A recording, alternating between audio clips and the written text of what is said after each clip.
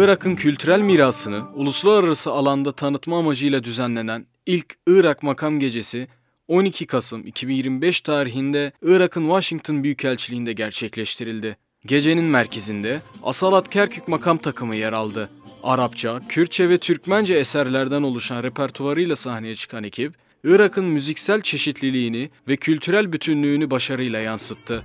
Etkinliğe 100'ü aşkın Amerikalı davetli, Washington'daki diğer ülke büyükelçiliği ve Amerika Birleşik Devletleri'nde yaşayan Iraklılar katılım sağladı. Makam takımının icra ettiği eserler salondaki dinleyiciler tarafından büyük beğeniyle karşılandı ve sık sık alkışlarla kesildi.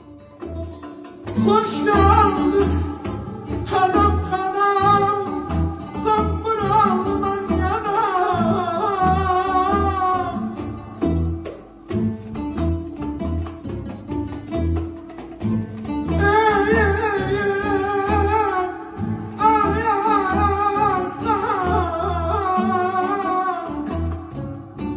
Almışız bülbülden, cahmenem cahşedem, canım.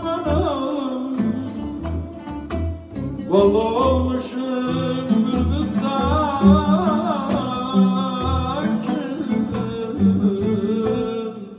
cahmenem cahşedem.